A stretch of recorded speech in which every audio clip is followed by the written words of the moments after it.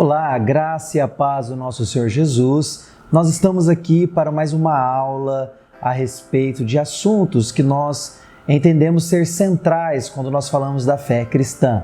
E hoje nós abordaremos antropologia, ou seja, aquele estudo, aquela doutrina, né, que vai estudar o homem na sua essência. Junto com a matéria de antropologia, o estudo do homem, do ser, nós vamos falar também a respeito do pecado. Então, prepare sua Bíblia e vamos estudar mais um pouco. Bom, eu estou aqui mais uma vez com a minha Bíblia e nós vamos ler Gênesis capítulo 1, verso 26 e verso 27. Olha o que diz a palavra de Deus. E disse Deus, façamos o homem à nossa imagem, conforme nossa semelhança. Domine ele sobre os peixes do mar, sobre as aves do céu, sobre o gado, sobre os animais selvagens e sobre todo animal rastejante que se arrasta sobre a terra. E Deus criou o homem à sua imagem. A imagem de Deus o criou, homem e mulher os criou. Bom, quando nós falamos a respeito da imagem de Deus, do homem ter sido criado à imagem de Deus e da mulher ter sido criado à imagem de Deus, nós precisamos ter em mente o que isso significa. Muitas pessoas, tendo um entendimento equivocado a respeito do que isso significa, pensam que Deus ele existia desde antes da fundação do mundo de maneira física. Ele tinha um corpo ali e o homem então foi criado à sua aparência. Mas quando nós lemos na Escritura, na Palavra de Deus, que o homem foi criado à imagem de Deus, ele e a mulher foram criados à imagem e semelhança de Deus, isso significa muito mais do que a aparência física. Então vejamos alguns desdobramentos de nós termos sido criados à imagem de Deus.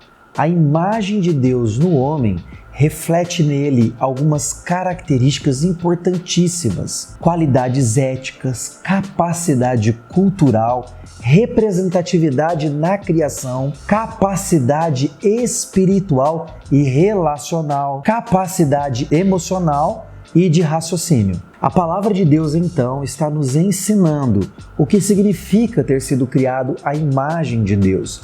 Quando nós olhamos para o mundo e vemos ele caído, ele todo mexido, todo bagunçado, nós precisamos entender o que isso significa. Então nós percebemos claramente com o mundo caído, com as coisas que está acontecendo, que isso não reflete a natureza de Deus, isso não reflete a imagem e semelhança de Deus. Isso acontece porque o pecado distorceu a imagem e a semelhança de Deus em nós. Isso foi distorcido. Na teologia nós chamamos isso de depravação total. Quando o pecado entra no mundo, o homem e a mulher têm a imagem de Deus distorcida em si. Então perceba que a todo momento eu estou dizendo homem e mulher. E se eu falar homem somente, entendo homem como humanidade. O homem e mulher foram então criados à imagem de Deus, mas o pecado fez com que isso fosse distorcido. O homem então agora nasce em depravação total, totalmente corrompido por causa do pecado. Isso quer dizer que o homem e a mulher são iguais quando nós falamos de maneira ontológica, em seu ser. Não existe uma diferença ontológica, como se o homem fosse melhor do que a mulher ou a mulher melhor do que o homem. O que nós vemos revelado na Escritura, revelado tanto em Gênesis como também em Efésios, quando o apóstolo Paulo escreve, é que o homem e a mulher foram criados iguais, mas o pecado corrompeu isso. Mas existe sim uma diferença, e essa diferença é uma diferença de papéis. Na teologia, nós chamamos isso de economia. Por exemplo, quando nós pensamos em Deus Pai, Deus Filho e Deus Espírito Santo, acaso Jesus Cristo é maior do que o Pai? Ou o Espírito Santo maior do que o Filho e maior do que o Pai? Ou vice-versa? Nós sabemos, conforme revelado na Palavra de Deus, que não, que os três são consubstanciais, ou seja, compartilham da mesma essência. Deus Pai, Deus Filho e Deus Espírito Santo. Nós não somos politeístas, nós acreditamos que existe um só Deus. Este exemplo da Trindade nos faz entender um pouco a respeito da criação do homem e da mulher. Os dois foram criados com a mesma qualidade. Os dois são seres humanos e um não é melhor do que o outro. Porém, existe uma diferença de papéis. Quando olhamos para a Trindade, isso também é verdade. O papel do Pai é um, o papel do Filho é outro, o papel do Espírito Santo é outro também. Uma diferença econômica. E quando nós falamos da criação do homem e da mulher, isso também é verdade.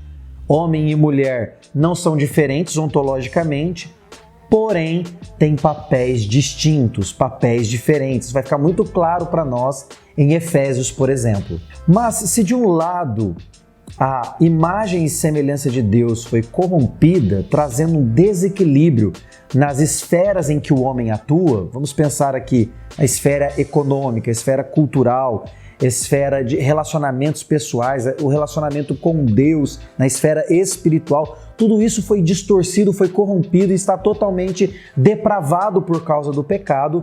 Quando nós olhamos para Jesus e depositamos nele fé, sabendo, obviamente, que a fé vem por uma obra poderosa do Espírito Santo atuando em nós.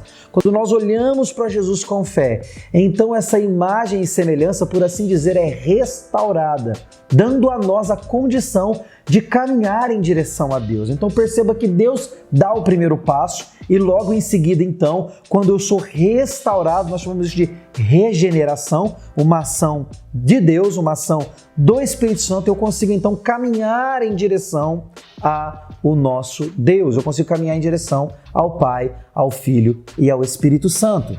Então o homem é capacitado a voltar-se para a criação e para Deus. O que significa então quando a imagem de Deus ela é restaurada em mim? O que isso vai refletir no meu caráter agora que eu acredito em Jesus? A imagem de Deus reflete no homem retidão e santidade, imortalidade, inteligência, razão e afeições. O que significa que o homem, antes da regeneração, antes da ação restauradora do Espírito Santo, ele tem a imagem de Deus desfigurada. Ele se torna um ignorante espiritual e há aquilo que nós conhecemos como a universalidade do pecado.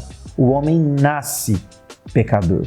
O homem não peca e se torna pecador, mas o homem ele peca porque é pecador. Logo então, a afirmação que nós estamos trazendo é que Deus criou todas as coisas boas, mas por causa do pecado, o mal entrou no mundo. Obviamente que nós precisamos entender que Deus não foi pego de surpresa. O seu plano de redenção não foi um plano B, sempre foi o seu plano A.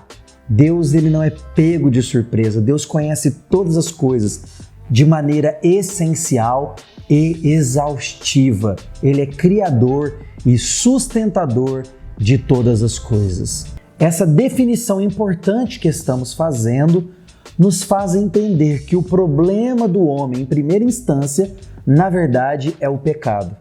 O problema do homem não é a corrupção política, o problema do homem não é a enfermidade, o problema do homem nem é a morte. O problema do homem é o que vem antes disso, o problema do homem é o pecado.